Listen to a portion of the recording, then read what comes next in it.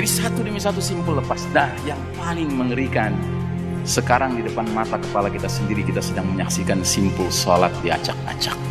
Dan belum pernah ada dalam sejarah Islam taun sedahsyat apapun menyebabkan masjid-masjid kemudian berubah sholat berjamaah. Belum pernah ada kejadian ya. Tapi sekarang umat Islam sendiri, ulamanya sendiri yang teriak-teriak hendaknya jaga jarak, padahal hadisnya sangat jelas.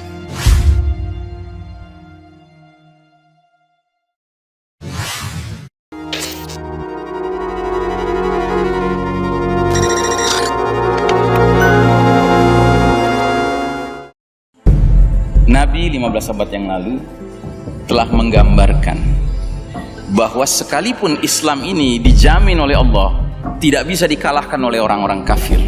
Kan ada jaminan itu dari Allah. Surat Al-Maidah ayat 3. Al-yawma ya'isal ladzina kafaru min dinikum fala takhshawhum wakhshawun. Pada hari ini orang-orang kafir sudah berputus asa mengalahkan din kalian, agama kalian al-Islam ini. Karenanya jangan takut pada mereka, kata Allah, tapi takutlah kepadaku.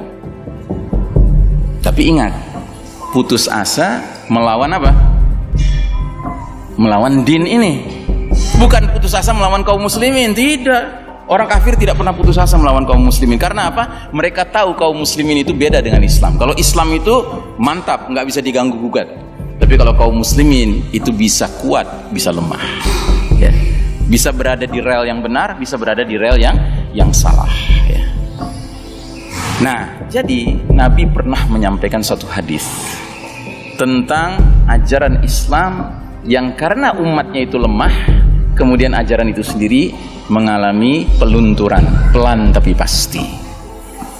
Bagaimana kata Nabi? La tunqadanna ural islami urwatan fa kullaman taqadat urwatun tashabbatha an-nas billati taliha fa awwaluhunna naqdan al-hukmu wa akhiruhunna as-salam. Jadi Nabi kita bersabda, ikatan Islam ini akan terurai simpul demi simpul. Tahu simpul ya? Tahu simpul? Simpul tali ya. Jadi Nabi menggambarkan Islam ini seperti kumpulan ikatan yang sudah mantap ya. Tapi dia bisa terurai, dan kalau dia terurai itu simpul demi simpul, satu demi satu.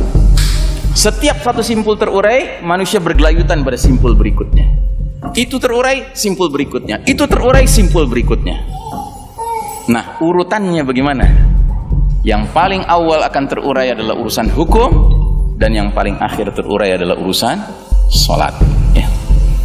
Nah, semenjak runtuhnya tatanan Islam, sistem iman dan tauhid tahun 1342 Hijriah, persis 100 tahun dari kita sekarang pakai kalender Hijriah, apa yang terjadi?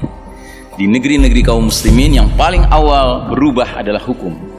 Tadinya hukum Allah yang berlaku, mulai hukum sekuler yang berlaku. Dan yang lebih menyakitkan, hukum yang berlaku seringkali adalah hukum mantan penjajahnya. Kalau negeri muslim itu tadi dijajah sama Inggris, mereka berhasil mengusir penjajah Inggris bulenya itu, kafirnya itu. Tapi herannya hukum Inggrisnya dipakai. Kalau negeri muslim itu dijajah Belanda, ya kan, Belandanya diusir dengan Allahu Akbar. Tapi anehnya setelah mereka terusir, hukum Belanda pula dipakai. Itu baru tahap awal. Tahap berikutnya kemudian politiknya.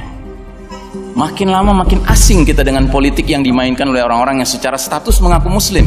Tapi politik macam apa? Kok nggak seperti Umar ibn Khattab, nggak seperti Abu Bakar Siddiq ya? Karena apa? Karena simpul politik Islam terurai. Ekonomi Islam terurai. Bahkan di negeri muslim diperkenalkan ekonomi ribawi. Ya, musuhnya Allah dan Rasulnya, berperang dengan Allah dan Rasulnya. Terus pelan, simpul demi simpul lepas ya. Kemudian simpul budaya.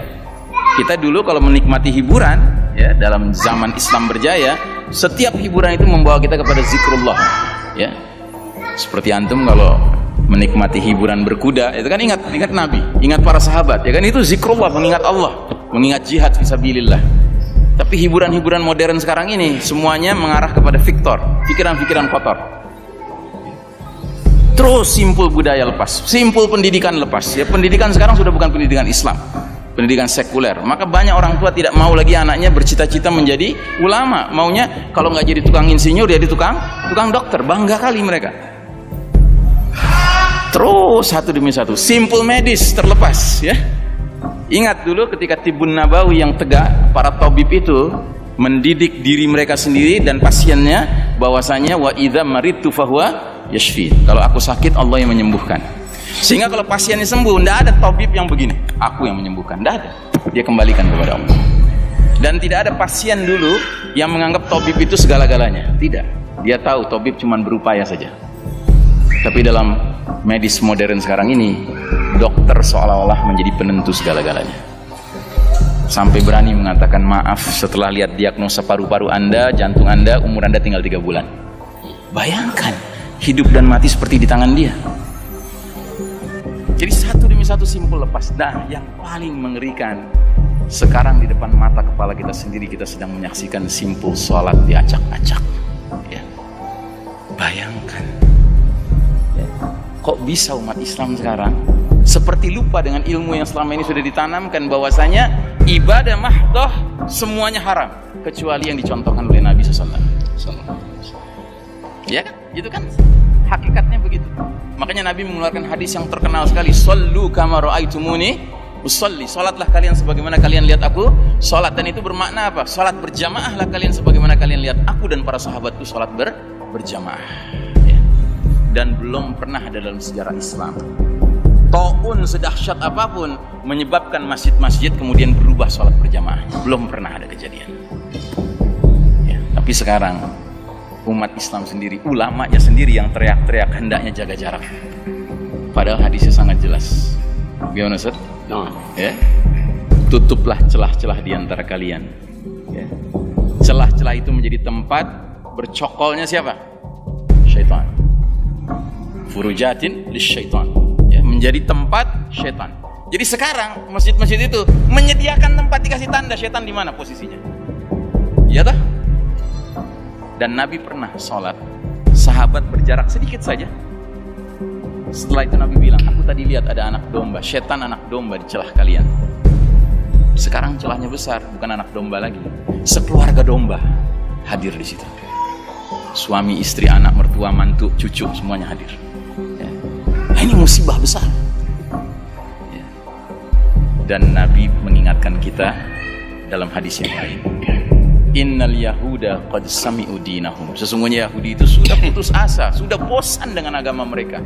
Dan mereka itu kaum yang sangat hasad kepada kita umat Islam, terutama dalam 3 perkara. Perkara apa? Raddis salam, menjawab ucapan waalaikumsalam kepada sesama saudara muslim ketika mengucapkan salam.